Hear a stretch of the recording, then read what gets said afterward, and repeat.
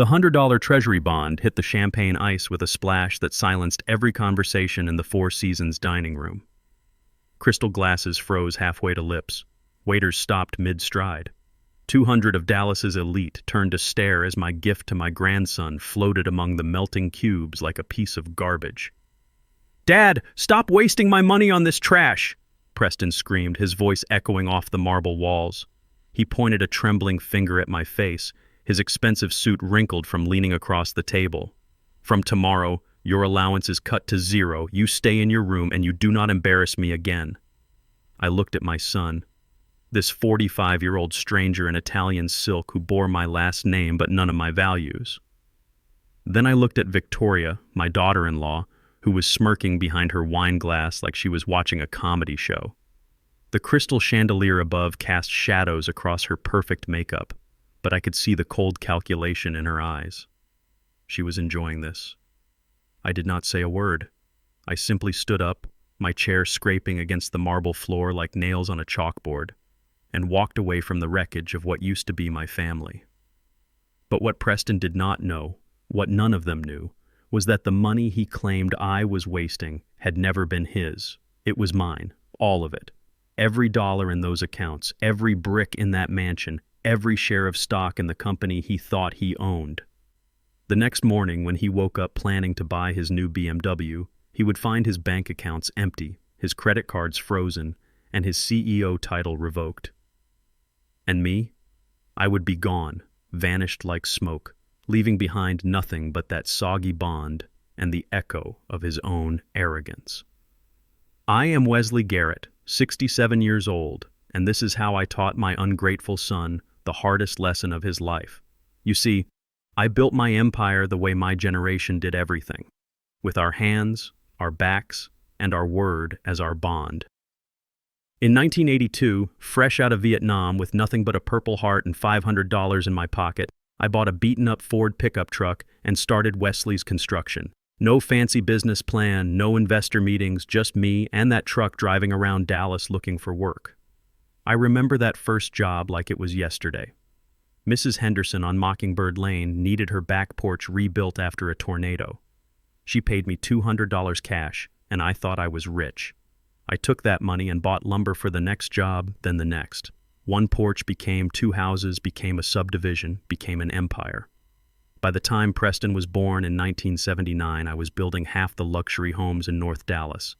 By the time he graduated high school, Garrett Construction was worth $25 million and employed 150 good people who trusted me to make their house payments every month. But success has a way of poisoning the next generation if you are not careful. Preston never knew what it was like to eat beans and rice for a week because that was all we could afford. He never knew what it was like to work 16-hour days in the Texas heat, mixing concrete until your hands bled. He was born into comfort and mistook it for his birthright. The restaurant where my world collapsed was the same one where I had celebrated every major milestone of his life. His high school graduation, his college degree from UT Austin, his wedding to Victoria, the former Dallas Cowboys cheerleader who saw dollar signs when she looked at the Garrett name. Each time, I had sat at the same table, proud of the man I thought he was becoming. But tonight was supposed to be different. Tonight was about Zachary, my 10-year-old grandson, the only light left in our increasingly dark family. It was his birthday, and I had brought him something special, something that had nothing to do with money and everything to do with values. The $100 savings bond was not just a gift. It was a tradition that started with my own father when I came home from Vietnam, broken and angry and unsure of my place in a world that had moved on without me. Dad sat me down in his garage. He was a mechanic, hands permanently stained with motor oil, and handed me a crisp savings bond. "Son," he had said in his quiet way, "this ain't about the money. This is about patience. This is about watching something grow slowly, the right way, over time. Some things can't be rushed, and some things can't be bought. You plant this seed and you wait, and one day you will understand the difference between what something costs and what it's worth." I never forgot those words. When Preston was born, I bought him his first bond. When he turned 10, 16, 18, I kept the tradition alive. But somewhere along the way, he stopped caring about the meaning and started calculating the cash value. Tonight, watching Zachary's face light up when I handed him that envelope, I saw myself at his age, eager, innocent, still believing that family meant something more than shared DNA and joint bank accounts. I saw the boy Preston used to be before Victoria's materialism and social media culture poisoned his mind against everything I had tried to teach him. But then Preston snatched it away. He ripped it open like it was junk mail. He calculated its worth in dollars instead of decades. And when he threw it into that ice bucket, when he called my father's tradition garbage, something inside me died. Not the part that loved him, that would always be there, buried under layers of disappointment and betrayal, but the part that made excuses for him, that believed he would eventually grow into the man I raised him to be. That part was gone forever, floating in champagne ice like everything else I had ever tried to give him. As I walked through that dining room, past tables full of Dallas society watching my humiliation like dinner theater, I felt something I had not felt since the jungles of Vietnam. The calm clarity that comes when you finally stop fighting the inevitable and start planning your survival. The war was about to begin. I walked through that dining room like I was walking through a minefield in Saigon, every step measured, every breath controlled, every instinct screaming at me to maintain my dignity while the world burned around me. The whispers followed me like shrapnel. Poor old man, living off his son, should be in a home. I had heard worse in the jungle, I had survived worse, but this was different. This was my own blood drawing it. The valet looked at my scuffed shoes and pointed toward the far corner of the parking lot where my 15-year-old Ford sedan sat between the Maseratis and Teslas like a homeless man at a country club. Even the cars knew their place in Preston's world. I had just gotten my keys out when I heard the heavy footsteps running behind me. For one foolish, hopeful second, I thought maybe Preston was coming to apologize. Maybe the son I raised was still in there somewhere, buried under all that Italian silk and entitlement. "Give me the keys." His voice was flat, cold, nothing like the little boy who used to help me mix concrete on weekends. "What?" I turned around slowly. In the parking lot lights, he looked older than his 45 years. Success had fattened his face and hardened his eyes. When had he stopped looking like Catherine? When had he started looking like a stranger? "The keys to the car, Dad. Give them to me. Preston, this is my car. I bought this car with my own money 15 years ago. Even as I said it, I knew how pathetic it sounded. A 67-year-old man defending his right to own a beat-up sedan. And who pays for the gas? He stepped closer, using his height like a weapon. Who pays for the insurance? Who pays for the repairs? I do. Everything you have exists because I allow it to exist. The words hit me like a physical blow, not because they were true, but because he believed them. In his mind, I was not the man who built Garrett Construction from nothing. I was not the veteran who earned every dollar with sweat and blood. I was just an old man living on his charity. "You live in my house," he continued, his voice rising with each word. "You eat my food. You drive a car that I maintain. And tonight you embarrassed me. You made me look cheap in front of investors, Dad. Do you understand what that costs me?" He snatched the keys from my hand with the casual cruelty of a schoolyard bully. "You are grounded. From tomorrow you stay in the guest house. You do not leave the property. And that $400 monthly allowance? Consider it canceled. You do not need money. You have everything you need right there." I stood there in the cold Dallas night, looking at this man who carried my name but none of my character. I remembered the day he was born, October 15th, 1979. Catherine had been in labor for 18 hours. I sat in that hospital waiting room, still wearing my work boots, concrete dust under my fingernails, praying to God for a healthy child. When the doctor finally let me hold him, Preston was so small, his entire body fit in my two hands. His eyes were wide open, staring at me like he was memorizing my face. "He is going to be something special," Catherine whispered from the hospital bed. I can tell already. She was right. He was special. He was smart, athletic, charming. He was everything I had never been. Smooth where I was rough, articulate where I was plain-spoken, educated where I was self-taught. I was so proud of him. Too proud, maybe. I remembered 5 years ago sitting in my office at Garrett Construction, the walls covered with photos of projects we had built together. The Meadowbrook subdivision, the Highland Park renovations, the downtown office complex that put us on the map. I had looked across my desk at this 40-year-old man in his $2,000 suit and made the biggest mistake of my life. "I am tired, son," I had told him. "This company has been my whole world for 40 years, but I want to rest. I want to spend time with Zachary. I want to see him grow up the way I never got to see you grow up." Preston had tears in his eyes. Real tears, or so I thought. "Dad, I will not let you down. I will take care of everything. The company, the employees, you. You have my word. My word. In my generation, that meant something. When you gave your word, you kept it or you died trying.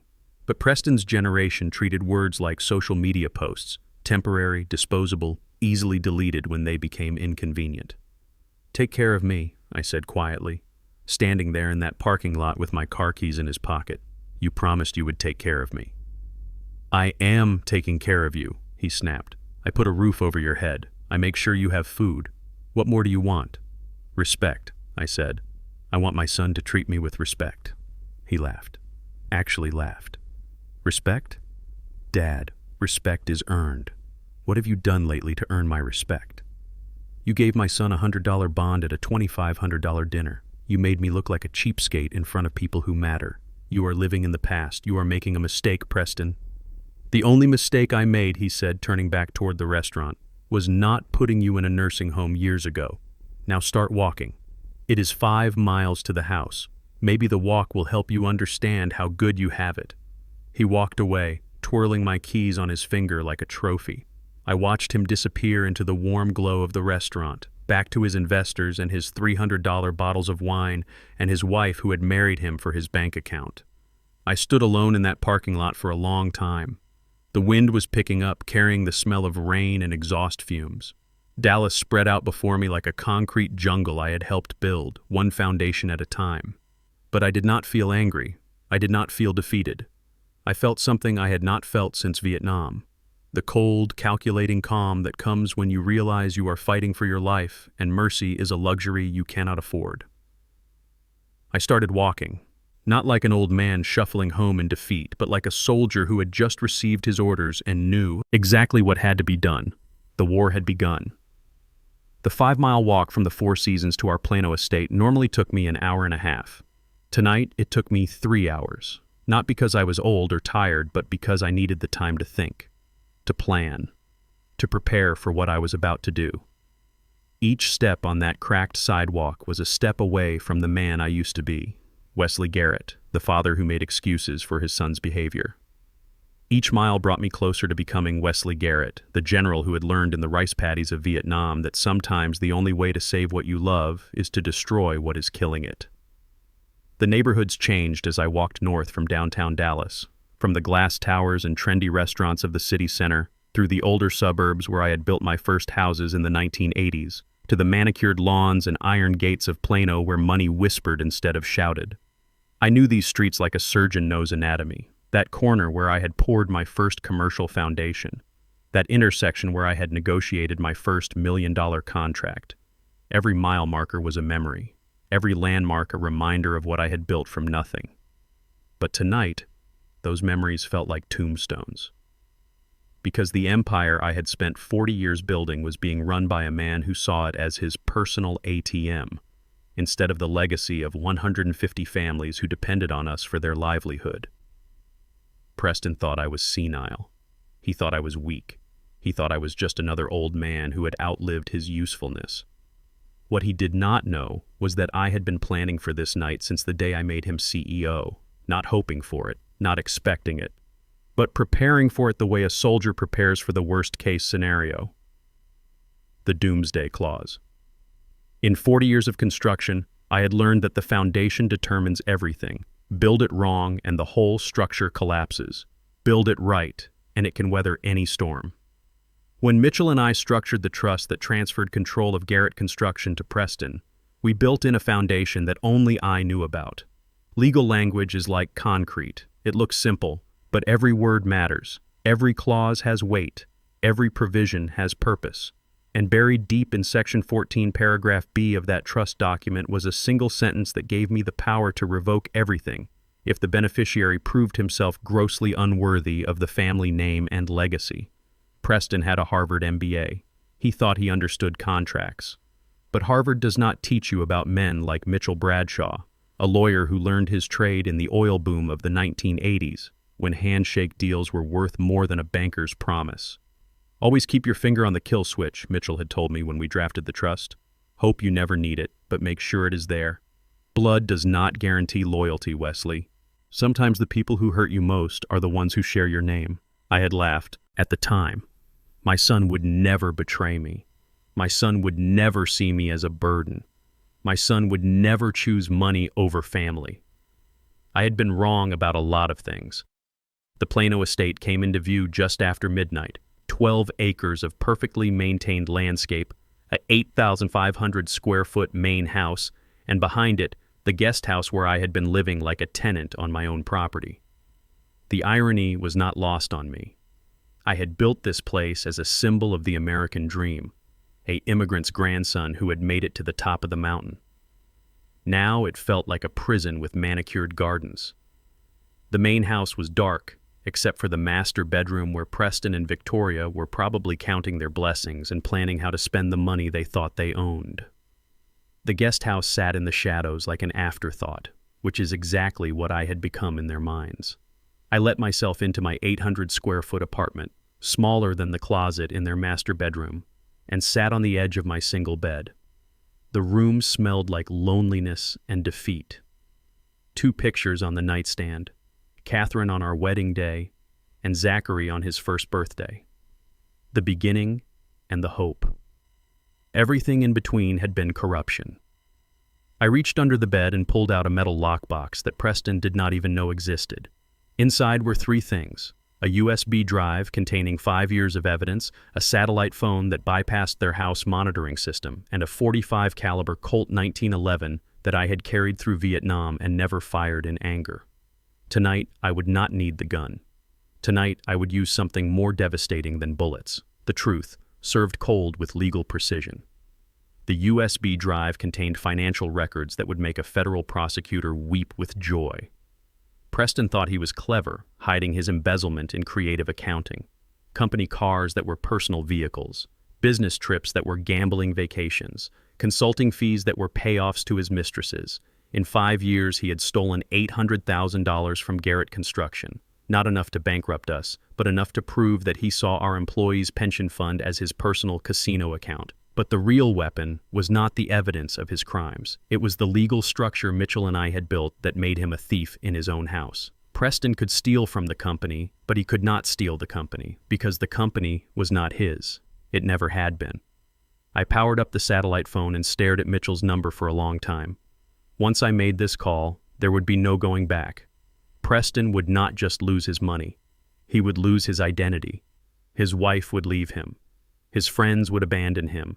His son would learn that his father was a fraud. But as I sat there in that guest house, remembering the sound of that $100 bond hitting the ice, remembering the laughter of Dallas society as I walked away in humiliation, remembering the look of disappointment in Zachary's eyes, I realized something important.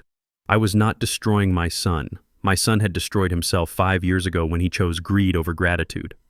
Tonight, I was just revealing the truth that had been hidden beneath expensive suits and fake smiles. I dialed Mitchell's number. It rang once. "Yes?" came the familiar, gravelly voice. "Mitchell, it is Wesley. It is time." The 5-mile walk from the Four Seasons to our Plano estate normally took me an hour and a half. Tonight, it took me 3 hours. Not because I was old or tired, but because I needed the time to think, to plan, to prepare for what I was about to do. Each step on that cracked sidewalk was a step away from the man I used to be, Wesley Garrett, the father who made excuses for his son's behavior. Each mile brought me closer to becoming Wesley Garrett, the general who had learned in the rice paddies of Vietnam that sometimes the only way to save what you love is to destroy what is killing it. The neighborhoods changed as I walked north from downtown Dallas. From the glass towers and trendy restaurants of the city center, through the older suburbs where I had built my first houses in the 1980s, to the manicured lawns and iron gates of Plano where money whispered instead of shouted. I knew these streets like a surgeon knows anatomy. That corner where I had poured my first commercial foundation. That intersection where I had negotiated my first $1 million contract. Every mile marker was a memory, every landmark a reminder of what I had built from nothing. But tonight, those memories felt like tombstones, because the empire I had spent 40 years building was being run by a man who saw it as his personal ATM instead of the legacy of 150 families who depended on us for their livelihood. Preston thought I was senile. He thought I was weak. He thought I was just another old man who had outlived his usefulness. What he did not know was that I had been planning for this night since the day I made him CEO, not hoping for it, not expecting it, but preparing for it the way a soldier prepares for the worst-case scenario, the doomsday clause. In 40 years of construction, I had learned that the foundation determines everything. Build it wrong, and the whole structure collapses. Build it right, and it can weather any storm. When Mitchell and I structured the trust that transferred control of Garrett Construction to Preston, we built in a foundation that only I knew about. Legal language is like concrete. It looks simple, but every word matters. Every clause has weight. Every provision has purpose. And buried deep in Section 14, Paragraph B of that trust document, was a single sentence that gave me the power to revoke everything if the beneficiary proved himself grossly unworthy of the family name and legacy. Preston had a Harvard MBA. He thought he understood contracts. But Harvard does not teach you about men like Mitchell Bradshaw, a lawyer who learned his trade in the oil boom of the 1980s when handshake deals were worth more than a banker's promise. Always keep your finger on the kill switch, Mitchell had told me when we drafted the trust. Hope you never need it, but make sure it is there. Blood does not guarantee loyalty, Wesley. Sometimes the people who hurt you most are the ones who share your name. I had laughed at the time. My son would never betray me. My son would never see me as a burden. My son would never choose money over family. I had been wrong about a lot of things. The Plano estate came into view just after midnight. 12 acres of perfectly maintained landscape, a 8,500 square foot main house, and behind it, the guest house where I had been living like a tenant on my own property. The irony was not lost on me. I had built this place as a symbol of the American dream, an immigrant's grandson who had made it to the top of the mountain. Now it felt like a prison with manicured gardens. The main house was dark except for the master bedroom where Preston and Victoria were probably counting their blessings and planning how to spend the money they thought they owned. The guest house sat in the shadows like an afterthought, which is exactly what I had become in their minds. I let myself into my 800 square foot apartment, smaller than the closet in their master bedroom, and sat on the edge of my single bed. The room smelled like loneliness and defeat. 2 pictures on the nightstand, Catherine on our wedding day and Zachary on his first birthday. The beginning and the hope. Everything in between had been corruption. I reached under the bed and pulled out a metal lockbox that Preston did not even know existed. Inside were 3 things: a USB drive containing 5 years of evidence, a satellite phone that bypassed their house monitoring system, and a .45 caliber Colt 1911 that I had carried through Vietnam and never fired in anger. Tonight, I would not need the gun. Tonight, I would use something more devastating than bullets: the truth, served cold with legal precision. The USB drive contained financial records that would make a federal prosecutor weep with joy. Preston thought he was clever, hiding his embezzlement in creative accounting. Company cars that were personal vehicles, business trips that were gambling vacations, consulting fees that were payoffs to his mistresses. In 5 years, he had stolen $800,000 from Garrett Construction. Not enough to bankrupt us, but enough to prove that he saw our employees' pension fund as his personal casino account. But the real weapon was not the evidence of his crimes. It was the legal structure Mitchell and I had built that made him a thief in his own house. Preston could steal from the company, but he could not steal the company, because the company was not his. It never had been. I powered up the satellite phone and stared at Mitchell's number for a long time. Once I made this call, there would be no going back. Preston would not just lose his money, he would lose his identity. His wife would leave him. His friends would abandon him. His son would learn that his father was a fraud.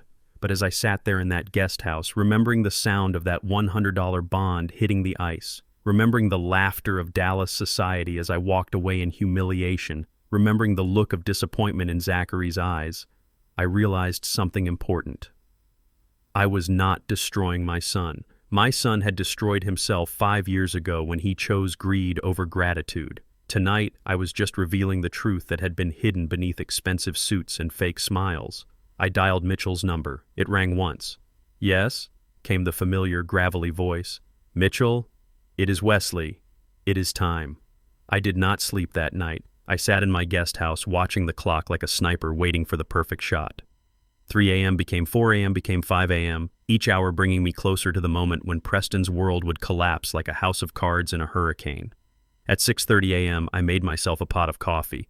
Real coffee, not the expensive espresso machine garbage that Preston insisted on. Black coffee, the way we drank it in the jungle when we needed to stay alert for incoming mortars. This morning, the mortars would be financial, and they would be just as devastating. From my window, I could see the main house starting to wake up. Victoria's yoga instructor arrived at 7 a.m. sharp, a $200 an hour personal trainer named Marco who looked like he had stepped off a men's magazine cover.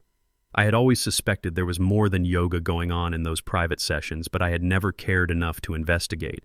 Now I wondered if Preston knew, if he cared, if anything mattered to him beyond the numbers in his bank account. At 7:45 a.m., I saw Preston's silhouette in the master bedroom window. He was going through his morning routine, the same routine he had followed for 5 years since becoming CEO. First, he would check his phone for overnight messages. Then he would ring the bell for his coffee service. That bell had been my signal to start grinding beans, heating milk, preparing his double-shot latte with exactly 1 sugar cube.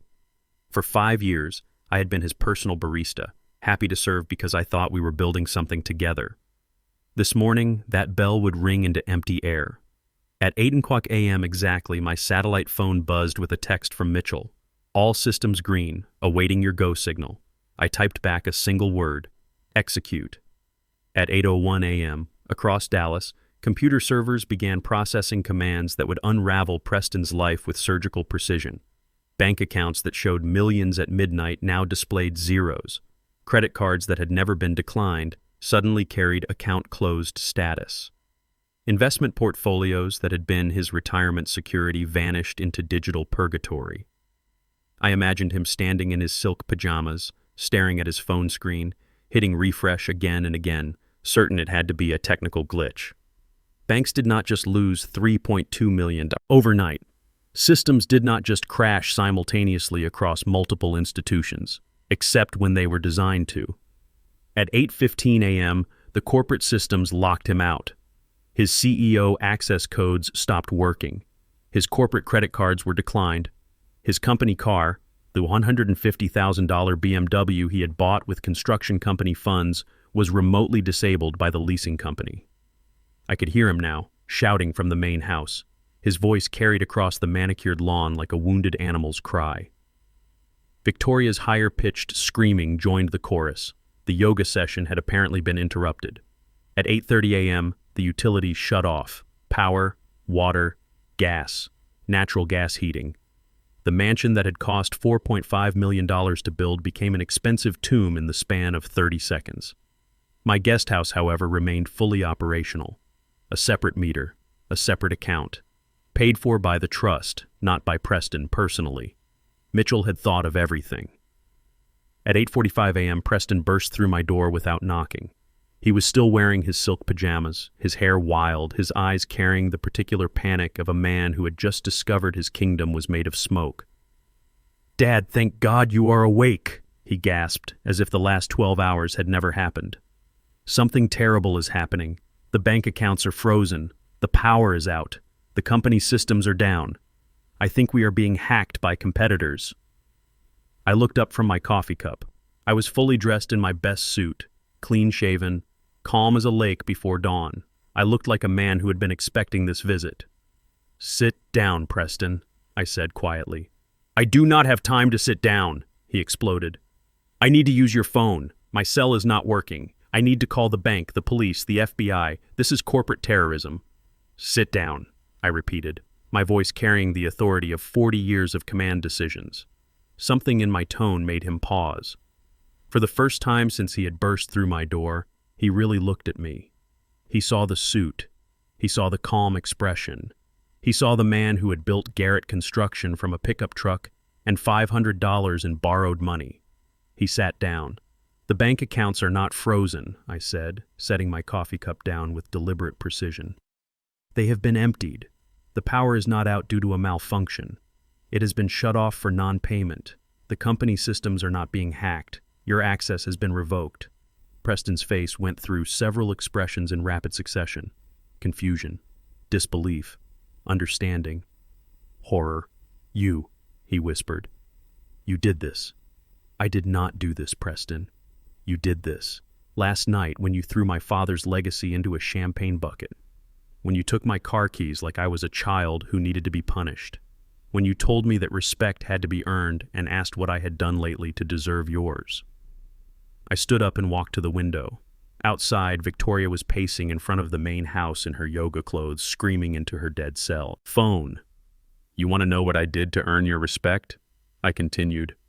"I built the company you have been stealing from. I bought the house you think you own. I created the trust fund you think makes you rich. And I retained the power to take it all away when you proved yourself unworthy of the family name." "You cannot do this," Preston said, but his voice carried no conviction. He was beginning to understand the magnitude of what was happening. "I already have done it. As of 8:01 this morning, you own nothing. You control nothing. You are nothing but a 45-year-old man in expensive pajamas who has never earned an honest dollar in his life." Preston jumped up from the chair. "I will call Mitchell. He will explain this to you. You are confused, Dad. You do not understand modern banking." I smiled. It was not a nice smile. "Mitchell executed the orders. Mitchell drafted the trust that made this possible. Mitchell has been waiting 5 years for you to give me a reason to pull this trigger." The blood drained from Preston's face so completely I thought he might faint. He grabbed the back of the chair for support. "5 years," he whispered. "5 years. Ever since the day I made you CEO and you promised to take care of me. Did you really think I would hand over a $25 million empire to anyone, even my own son, without keeping some insurance?" Outside, I could hear sirens approaching, the sheriff's department arriving with the eviction notice, right on schedule. The knock on my door was professional, authoritative, and perfectly timed.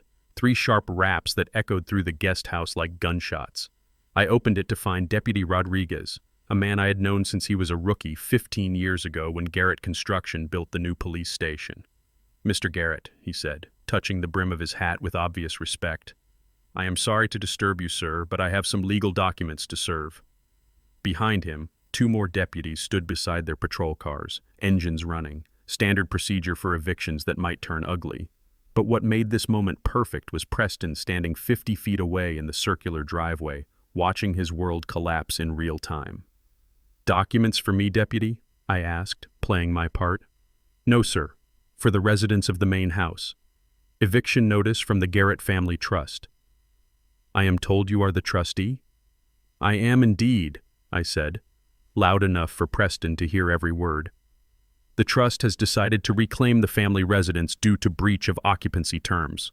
Preston came running across the lawn in his bare feet, his silk pajamas flapping behind him like the wings of a wounded bird. "Officer, wait! There has been a mistake. This is my house. I am Preston Garrett, CEO of Garrett Construction." Deputy Rodriguez looked at his paperwork, then at Preston, then at me. "Sir, according to these documents, you are listed as a former beneficiary of the trust. The property belongs to the trust, not to you personally." "Former beneficiary?"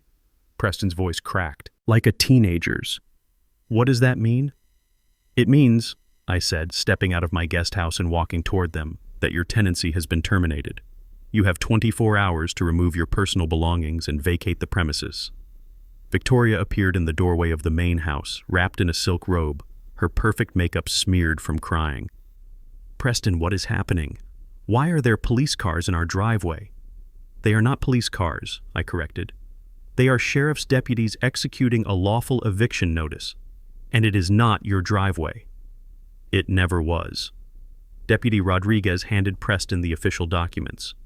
"Sir, this is a standard civil matter. You can contest the eviction in family court, but for now you need to comply with the order." Preston stared at the papers like they were written in a foreign language. His hands were shaking so hard the documents rustled in the morning breeze. 24 hours, he whispered. Where are we supposed to go? We do not have any money. The bank accounts are frozen. Empty, I corrected him again.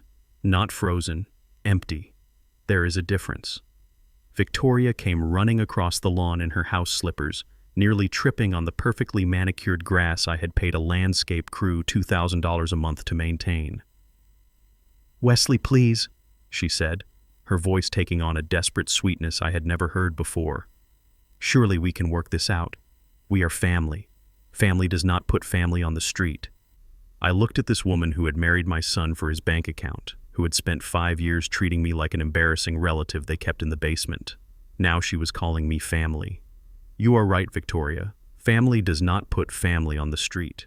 Family also does not throw their grandfather's traditions in the trash. Family does not take away their father's car keys. Family does not ground their elders like naughty children. But Zachary, she said, playing her last card. What about Zachary? You cannot put a 10-year-old boy on the street. That was the moment I had been waiting for, the moment they would show their true colors completely. Zachary will be fine, I said. Zachary will be with his grandfather where he belongs. Preston's eyes flashed with something that looked like cunning. Even in his panic, his entitled brain was calculating angles. No, he said. Zachary stays with us. We are his parents. You are just a bitter old man who has lost his mind. I have legal documents that say otherwise, I replied, pulling a sealed envelope from my jacket pocket. Emergency custody petition filed this morning citing evidence of child endangerment. Victoria went pale. What evidence? The video you helped Preston make last week. The one where he pinched Zachary hard enough to leave bruises, then forced him to cry for the camera while you filmed it. Very touching performance. The family court judge was quite moved when Mitchell showed her the footage. Preston and Victoria exchanged a look of pure panic. They thought that video had been deleted. They thought their private moment of child abuse was hidden forever in the digital cloud. They did not know that the guest house security system I had installed 2 years ago recorded everything with crystal clarity. They did not know that I had been documenting their treatment of Zachary for months, waiting for them to cross a line that would give me legal grounds to remove him from their custody. You have been watching us, Victoria whispered. I have been protecting him, I said. Someone had to. Deputy Rodriguez looked at his watch. Mr. Garrett, I need to finish serving these papers. We have other calls this morning. Of course, Deputy. Preston, Victoria, you have until tomorrow at 9 a.m. to remove your belongings. After that, anything left in the house becomes property of the trust. Preston was staring at the eviction notice like it might transform into something else if he looked hard enough. Where is Zachary now? Safe, I said. That is all you need to know. The truth was, Zachary was at school, completely unaware that his life was about to change forever. I had arranged for my security team to pick him up at 3 p.m. and bring him to a safe location while the legal proceedings played out. We will fight this, Preston said, his voice gaining some of its old arrogance. We will hire lawyers. We will prove you are incompetent. We will get our son back, and our house back, and our money back. With what money? I asked. You are unemployed, homeless, and bankrupt. Which law firm do you think will take your case on credit? Victoria grabbed Preston's arm. Marco, she whispered urgently. Marco has money. He can help us. I almost laughed. Even in this moment of complete collapse, she was thinking about her yoga instructor. The woman had no shame and less loyalty. Good luck with that, I said. I am sure Marco will be thrilled to bankroll a legal fight against a man who owns half of North Dallas. Deputy Rodriguez finished his paperwork and handed me a copy. Mr. Garrett, the eviction is officially served. Is there anything else you need from my department? Actually, Deputy, yes. I may need you to escort these individuals off the property if they try to interfere with the trust's repossession of the house. Understood, sir. We will have a unit patrol this area for the next 24 hours. As the patrol cars drove away, Preston and Victoria stood in their empty driveway, holding eviction papers and facing the reality that their kingdom had crumbled in a single morning. But I knew Preston. He would not accept defeat gracefully. He would not learn from this experience. He would not apologize or change or grow. He would get desperate, and desperate people do dangerous things, especially when they think they have nothing left to lose. The Starlight Motel on the outskirts of Dallas was the kind of place where people went to disappear, or where the world decided it no longer wanted them. $49 a night, weekly rates available, no questions asked as long as the cash was up front. The neon sign flickered with a rhythmic buzzing that sounded like dying insects, and the parking lot smelled of diesel fumes and broken dreams. This was where the Garrett dynasty had fallen. Preston sat on the edge of the sagging bed in room 237, staring at the water-stained ceiling. His $3,000 suit was wrinkled beyond repair, his Italian leather shoes scuffed from walking on cracked pavement. 24 hours ago, he had been the CEO of a $25 million construction empire. Now he was a homeless man with $247 in cash, the contents of Victoria's purse when the world collapsed. That money had bought them 2 nights at the Starlight, a bag of vending machine sandwiches, and a harsh introduction to the reality that most of America lived paycheck to paycheck. Preston had never been poor before. Rich kids who lose everything do not handle poverty with grace. Victoria stood by the window, looking out through the gap in the cheap curtains at the parking lot where crackheads conducted business and prostitutes advertised their services. She was still wearing her yoga outfit from yesterday morning, designer athletic wear that now looked as out of place as a wedding dress at a funeral. "This is temporary," Preston said for the 100th time since they had checked in. "I just need to think. I need to figure out the angle." "There is no angle," Victoria snapped, turning away from the window. Her perfect makeup had melted into raccoon circles around her eyes. "Your father outsmarted you. He has been planning this for years while you were buying cars and taking trips to Vegas." "Do not call him my father," Preston snarled. "He is a vindictive old man who has lost his mind. He will regret this. They all will." Victoria walked over to the bed and sat down beside him. For the first time in their 8-year marriage, she looked at him without calculating his net worth. "Preston, listen to me. We have no money. We have no house. We have no car. The credit cards are canceled. The bank accounts are empty. Your father has destroyed us." "He is not my father," Preston screamed, jumping up from the bed. "He is nothing. He is a nobody who got lucky with a construction company. I made that company great. I expanded it.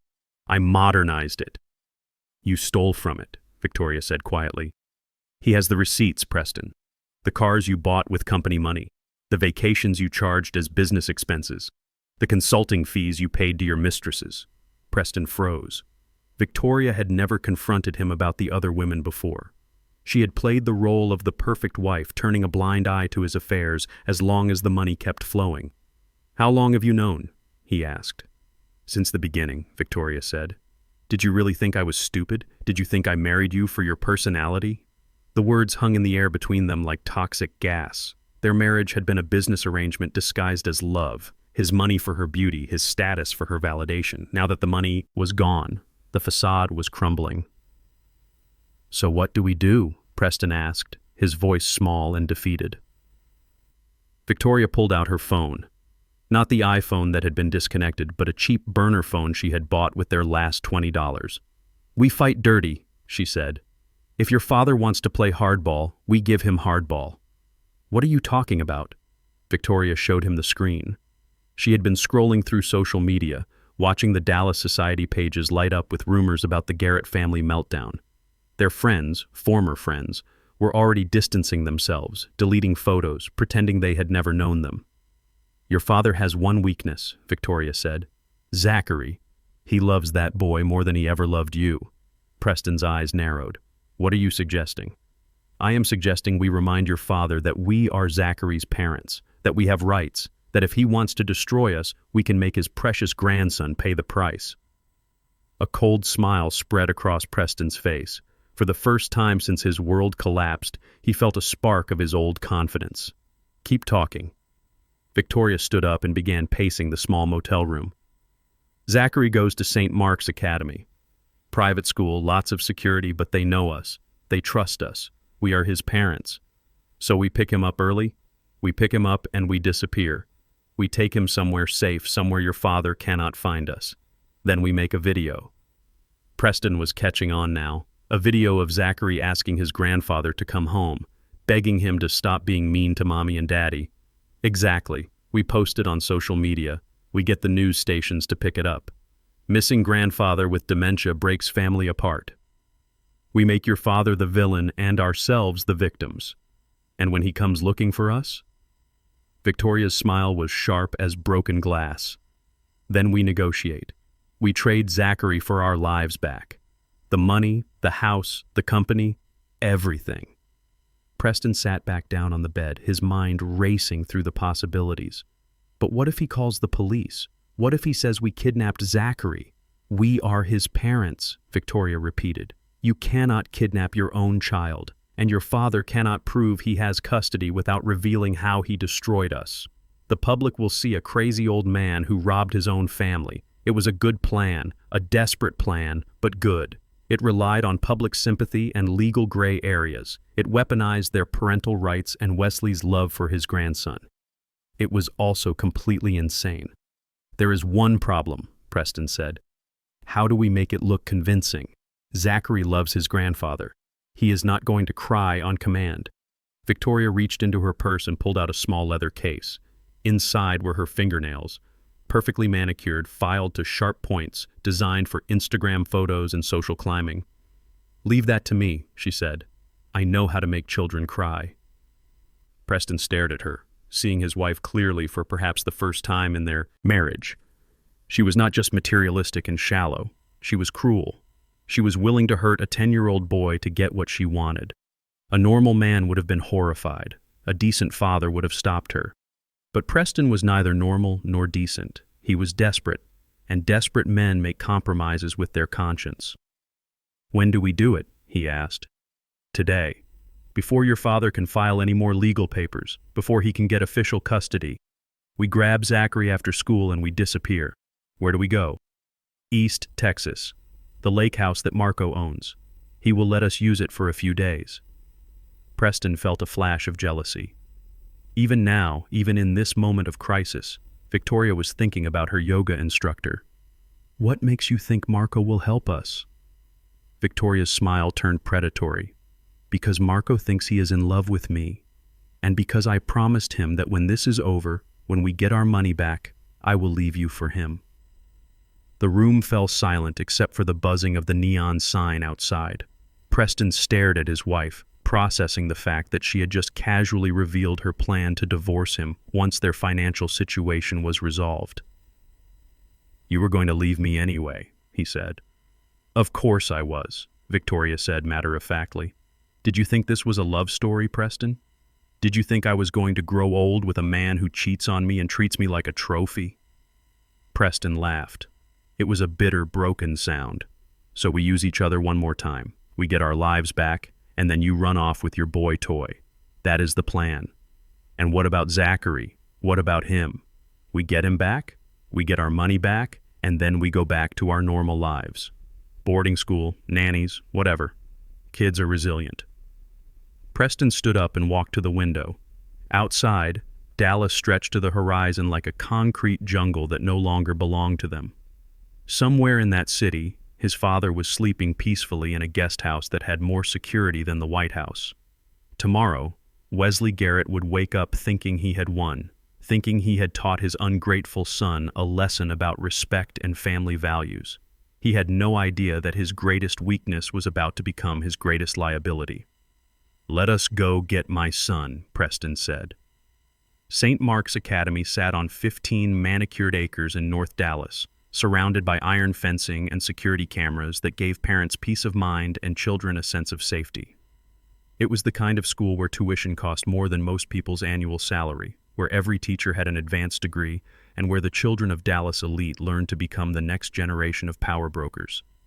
Zachary Garrett had been a student there since kindergarten. Every teacher knew his name, every administrator recognized his face, and every security guard trusted his parents completely. That trust would be their undoing. At 2:47 p.m., Preston and Victoria pulled up to the school's main entrance in a rental car paid for with Victoria's emergency credit card, the one she had hidden from Preston for 3 years, funded by skimming money from her shopping allowances. The car was a beat-up Honda Civic that looked embarrassingly out of place among the Bentleys and Range Rovers in the pickup line. Preston stayed behind the wheel, engine running, dark sunglasses hiding the desperation in his eyes. Victoria walked through the front doors of the school with the confidence of a woman who belonged there, even though she no longer did. "Mrs. Garrett," the receptionist, Mrs. Williams, looked up with a bright smile. "How wonderful to see you. Are you here for Zachary?" "Family emergency," Victoria said, her voice carrying just the right amount of urgency and sadness. "My father-in-law has had an episode. We need to take Zachary to the hospital immediately." Mrs. Williams's expression shifted to concern.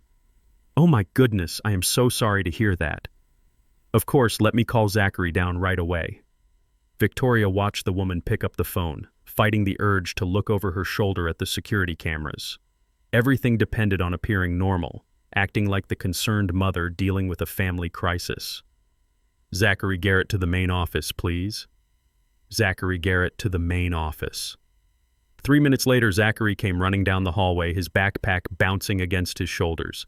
At 10 years old, he still had the boundless energy of childhood, the innocent trust that adults would protect him from harm. "Mom," he called out, grinning widely. "Did Grandpa Wesley really get sick? Is he going to be okay?" Victoria's heart should have broken at the genuine concern in her son's voice. Instead, she calculated how to use that emotion for their video. "He is going to be fine, sweetheart," she said, kneeling down to his level. "But we need to go see him right now. Dad is waiting in the car." Zachary's face lit up. "Can I give him the picture I drew? It is a picture of us fishing together like he promised." "Of course, baby. Grab your things." Mrs. Williams handed Victoria the sign-out sheet. "Please give Mr. Wesley our best wishes for a speedy recovery. Zachary talks about his grandfather all the time. They have such a special bond." "They do," Victoria agreed, signing her name with steady handwriting. "Zachary loves him very much." The walk to the rental car felt like a death march. Each step took them further from legitimacy and deeper into criminal territory. But Preston and Victoria were past the point of moral considerations. They were drowning people grabbing for any lifeline, even if it meant pulling someone else under with them. Zachary climbed into the back seat, chattering excitedly about his school day, completely unaware that his parents were kidnapping him. To him, this was just an unexpected adventure, a chance to see his beloved grandfather. "Where is the hospital?" Zachary asked as Preston drove away from the school. "It is a special hospital," Preston said, glancing at his son in the rearview mirror. "Kind of far away. We are going to stay overnight in a cabin by the lake." "Cool. Is Grandpa Wesley there too?" "He will be," Victoria said. "But first, we need to make a video message to help find him."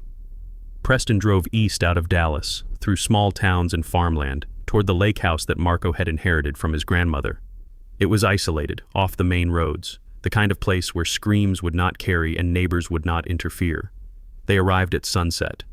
The cabin sat on the shore of a small lake, surrounded by pine trees and complete silence. It was beautiful in the way that remote places are beautiful, peaceful, serene, and utterly cut off from civilization. "This does not look like a hospital," Zachary said as they pulled into the gravel driveway. "It is a special kind of hospital," Victoria said, "for people who need quiet to get better." They went inside. Preston immediately set up his phone camera while Victoria sat Zachary down on the rustic couch. The boy was starting to look confused, starting to sense that something was not right. "Mom, I thought we were going to see Grandpa Wesley." "We are, baby. But first we need you to help us find him. He got lost, and we need to make a video asking people to help us look for him." Preston hit record. The camera captured Zachary sitting on the couch, his school uniform slightly wrinkled, his eyes wide with innocent concern. "Okay, Zachary," Victoria said, moving just off camera. "I need you to look at the camera and ask Grandpa Wesley to come home." "Grandpa Wesley," Zachary said, his voice small and uncertain. "Are you lost? Please come home. We miss you." "Good," Preston said. "But you need to cry a little. You need to show people how sad you are." "I am not sad," Zachary said. "I am just confused. Where is Grandpa Wesley really?" Victoria's fingers moved to Zachary's shoulder. Her manicured nails found the soft skin just above his collarbone. She pressed down, just hard enough to cause pain without leaving obvious marks. Zachary yelped, tears immediately springing to his eyes. "Mom, that hurt." "Shh, baby," Victoria whispered. "You need to be sad for the camera. You need to cry for Grandpa Wesley." Preston kept filming as Victoria increased the pressure. Zachary's tears were real now, flowing down his cheeks as he looked desperately between his parents, trying to understand why they were hurting him. "Grandpa Wesley," he sobbed, his voice breaking. "Please come home. I am scared. Please help me." "Perfect," Preston said, stopping the recording. That was perfect. Zachary rubbed his shoulder where Victoria had pinched him, a red mark already forming. "Why did you hurt me, Mom?" "Because we needed you to understand how serious this is," Victoria said coldly. "Your grandfather has been very mean to us. He took away our house and our money. Now we need your help to get it back." "But Grandpa Wesley loves us," Zachary protested. "He would never be mean." "He would and he was," Preston said, "and now he is going to pay for it." Within an hour, the video was uploaded to every social media platform Preston could access. The caption read, "Missing. My father, Wesley Garrett, 67, suffers from dementia and wandered away from home. His grandson is heartbroken. Please share if you have seen him." Missing Dallas. Help find Wesley. Family emergency. The response was immediate and overwhelming. Shares, comments, offers to help search. Local news stations picked up the story. The Dallas Police Department issued a silver alert for a missing elderly man with cognitive issues. By midnight, Wesley Garrett was the most famous missing person in Texas. And somewhere in that lake house, Zachary cried himself to sleep, still wearing his school uniform, still carrying the picture he had drawn for his grandfather, still believing that somehow this nightmare would end and everything would go back to normal. Preston and Victoria sat outside on the deck, watching their son's video go viral, counting the views and shares like votes in an election they were determined to win. They had no idea that their missing father had spent the evening watching every second of their performance, documenting every crime and preparing to show them what real power looked like when it was wielded by someone who understood that mercy was a luxury they could no longer afford. I was sitting in my war room at the Four Seasons Dallas, watching my grandson's tears stream across 9 different news channels simultaneously when something inside me died permanently. Not the part that loved Zachary, that burned brighter than ever, but the part of me that still believed Preston and Victoria were redeemable human beings capable of change. That part was gone forever, incinerated by the sight of my 10-year-old grandson crying real tears while his parents tortured him for a social media performance. "Turn it off," I told Mitchell, who was monitoring the feeds from his laptop. "I have seen enough." "Wesley, this is bad," Mitchell said, closing the screens. "They played it perfectly. To the outside world, you look like a missing old man with dementia. They look like desperate parents searching for their beloved father." "How many views?" I asked, though I did not really want to know. 2 million and climbing. #HelpFind. Wesley is trending nationally. The Dallas police have issued a silver alert. There are volunteer search parties forming across 3 counties. I walked to the window of the penthouse suite, looking down at the Dallas skyline I had helped build, one construction project at a time. Somewhere in those lights, Preston and Victoria thought they were winning.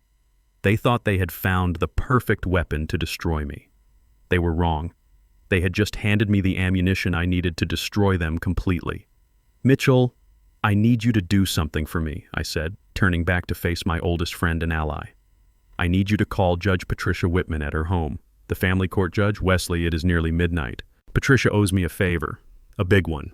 Her son Danny was in a construction accident on one of my job sites 5 years ago. Workers' compensation would have covered his medical bills, but not the experimental surgery that saved his life. I paid for that surgery out of my own pocket. $300,000. No publicity, no recognition, just one father helping another father save his child." Mitchell nodded slowly. "What do you want her to do?" "Emergency custody hearing. Tomorrow morning, 9 a.m. I want to show her the evidence of what Preston and Victoria really did to get that video." "What evidence?" I walked over to the safe hidden behind the hotel room's artwork. Inside was a tablet connected to the security system I had installed in the guest house 6 months ago. Not to spy on Preston and Victoria, but to protect Zachary. I had been documenting their treatment of him for half a year, waiting for them to cross a line that would give me legal grounds to remove him from their custody. Last night, they had not just crossed that line. They had obliterated it. I have everything, Mitchell. Audio, video, timestamps. The real story behind that viral video. Mitchell looked at the tablet screen. I pressed play on a file labeled Kitchen Incident March 15th. The timestamp showed 6:30 p.m., 3 weeks ago. Victoria's voice came through the speakers, sharp and cruel. "Stop eating so loud, Zachary. You sound like an animal." On screen, 10-year-old Zachary was sitting at the kitchen island doing homework, eating a bowl of cereal. He looked up at his mother with wide, confused eyes. "I am sorry, Mom. I did not know I was being loud." Victoria slammed her wine glass down on the counter. "You are useless, just like your grandfather, always making noise, always taking up space. Why cannot you be perfect? Why do you have to be so stupid?" Zachary started to cry. "I am not stupid, Mom. I get good grades." "Stop crying," Victoria hissed, grabbing his face with her manicured nails. "If you cry, I will give you something to cry about. You ruin everything. I wish I never had you." The video ended. Mitchell stared at the blank screen, his face pale. "There are dozens of these," I said quietly. "Months of emotional abuse, psychological torture, deliberate cruelty.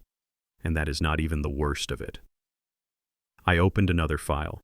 Security footage from yesterday, when they filmed their viral video. Mitchell watched in horror as Victoria deliberately pinched Zachary's shoulder, watched as Preston coached him through the fake tears, watched as they turned their son's pain into a social media weapon. "Jesus Christ," Mitchell whispered. "They are monsters." "Yes," I said. "And now the whole world is going to know it." I picked up my secure satellite phone and dialed a number I had hoped never to use. It rang twice before a familiar voice answered. "Channel 8 News, Sarah Martinez speaking." "Sarah, this is Wesley Garrett." There was a pause. Sarah Martinez was Dallas's most respected investigative journalist, a woman who had built her career exposing corruption and protecting children. She also happened to be the daughter of one of my construction foremen, a man who had worked for Garrett Construction for 25 years. "Mr. Garrett." "Sir, there are search parties looking for you all across Texas. Where are you? Are you safe?" "I am perfectly safe, Sarah, and I am not missing. I am in hiding, and I need your help to expose why." "I do not understand." "My son and daughter-in-law kidnapped my grandson yesterday. They tortured him to create that viral video. They are using him as a human shield to manipulate public opinion and avoid the consequences of embezzling nearly $1 million from my company." Another pause. Longer this time. "Mr. Garrett, those are very serious allegations." "I have proof, Sarah.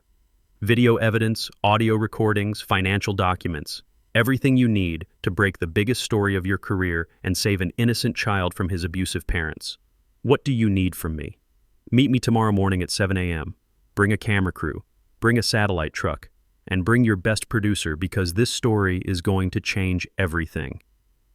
After I hung up, Mitchell looked at me with something approaching awe. "You beautiful, calculating bastard. You are going to flip the narrative completely."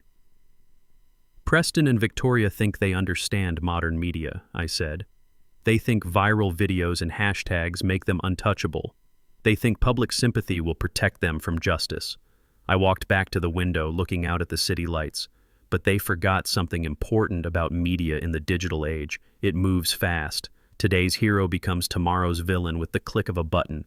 And when the truth comes out, when people see what they really did to get those tears, the same audience that is sharing their hashtags will be calling for their arrest.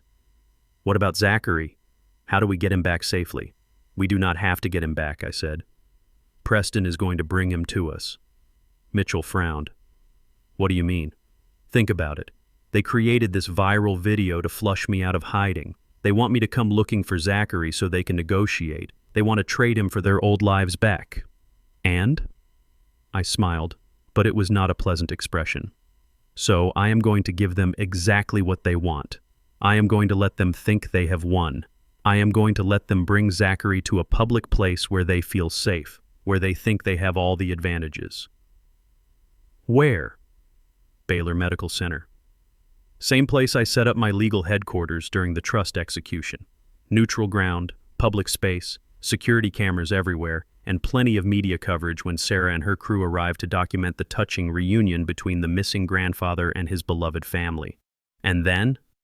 Then Preston and Victoria are going to discover that there are two kinds of viral videos in this world, the kind that makes you famous and the kind that destroys your life forever.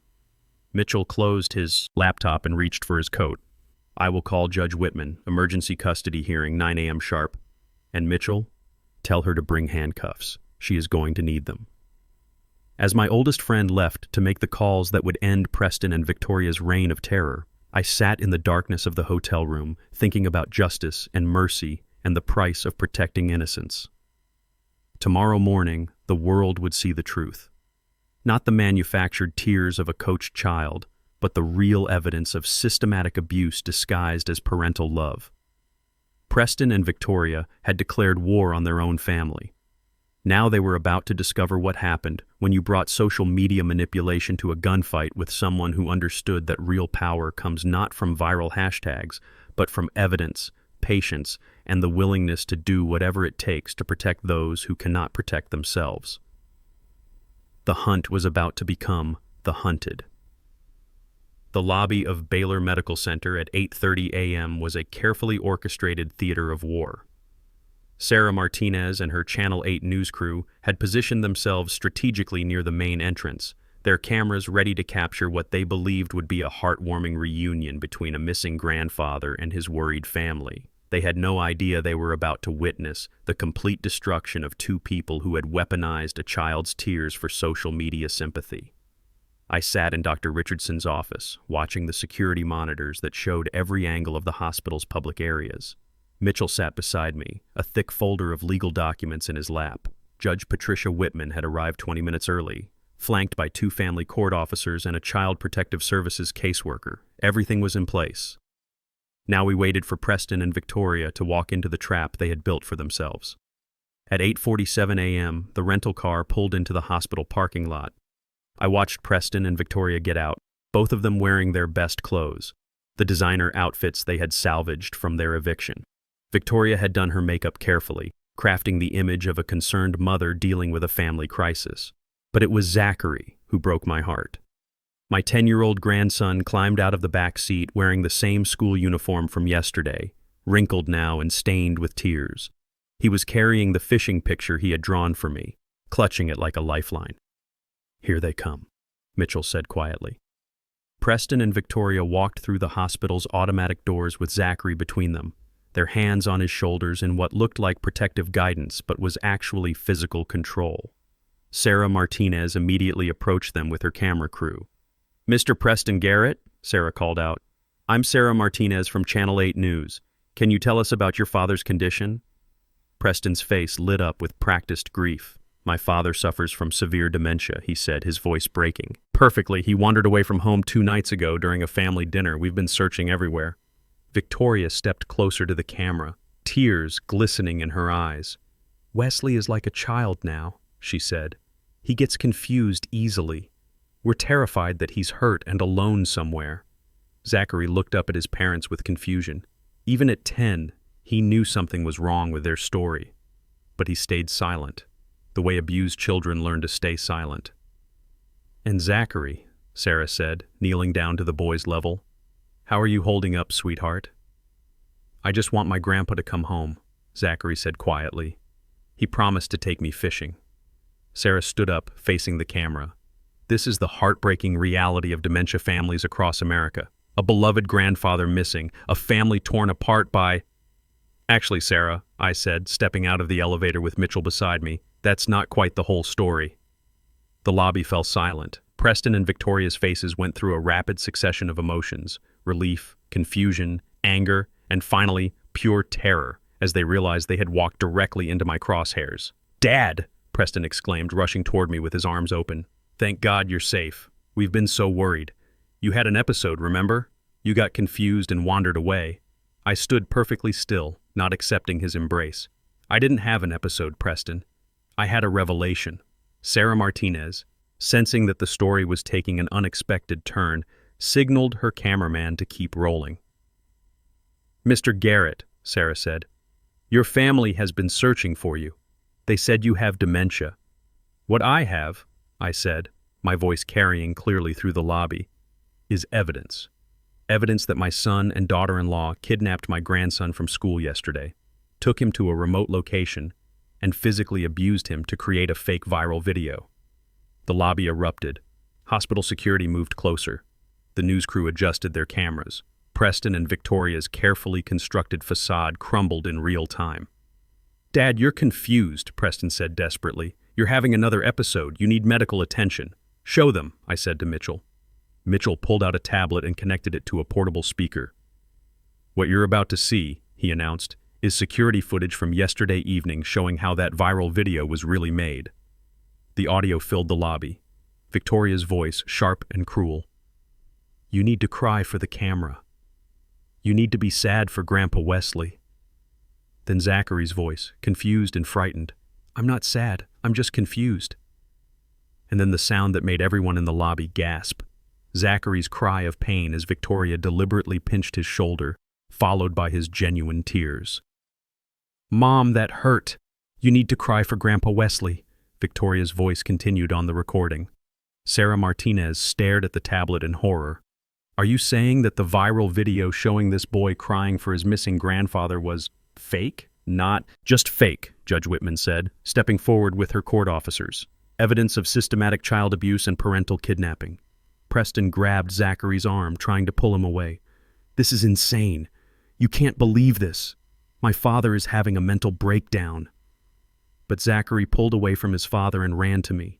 I knelt down and caught him in my arms, feeling his small body trembling against mine. "Grandpa Wesley," he whispered, "they told me you were lost. They told me you didn't love us anymore." "I was never lost, Zachary," I said, holding him tight, "and I will always love you." The CPS caseworker approached us with emergency custody papers. "Mr. Preston Garrett, Mrs. Victoria Garrett, you're being charged with child endangerment, kidnapping, and conspiracy to commit fraud. Your son is being placed in the emergency custody of his grandfather pending a full investigation." Victoria lunged toward us. "You can't take my son. He's mine." "He's not a possession," I said, standing up with Zachary in my arms. "He's a child who deserves better than parents who torture him for social media content." The hospital security guards moved in as Preston and Victoria were handcuffed. The same cameras that were supposed to capture their triumph now recorded their complete humiliation. "This is a setup," Preston screamed as they led him away. "He's senile. He's lost his mind." Sarah Martinez turned to her camera for her live report. "This is a developing story that has taken a shocking turn. What began as a search for a missing grandfather with dementia has revealed an alleged case of child abuse and media manipulation that experts say could reshape how we view viral content involving children." As Preston and Victoria were taken away in police custody, as the news crews captured every moment of their downfall, as the hospital lobby slowly returned to normal, I sat with Zachary in a quiet corner. "Are Mom and Dad coming back?" he asked quietly. "Not for a very long time," I said. "But you and I are going to be just fine. We're going to go fishing, just like I promised, and we're going to learn together what real family looks like." Zachary pulled out the crumpled fishing picture he had drawn. "I saved this for you, Grandpa. That's the most valuable gift anyone has ever given me," I said, and I meant every word. 6 months later, I received word that Preston was sentenced to 8 years in federal prison for embezzlement and child endangerment. Victoria got 5 years for abuse and conspiracy. Their lawyers had tried to paint them as victims of an elaborate setup, but video evidence of child abuse tends to make juries unsympathetic. The viral video that was supposed to destroy me became evidence in their conviction. The same social media that they thought would protect them became the weapon that ensured their downfall. I learned something important during those dark months. Blood doesn't make a family. Love does, respect does, and sometimes the greatest act of love is having the courage to cut away the poison that threatens to kill everything healthy that remains. Today, Zachary and I live quietly on my lake house in East Texas. He goes to a good school, plays with normal kids, and has learned that adults who love him don't hurt him for internet points. And every evening we go fishing together, just like I promised. Because some promises are worth keeping, and some bonds are worth fighting for, no matter what it costs you to protect them. If you believe that family is defined by love and protection rather than just shared DNA, and if you've ever had to make the hard choice to cut toxic people out of your life to save the innocent. I'd love to hear your story in the comments below.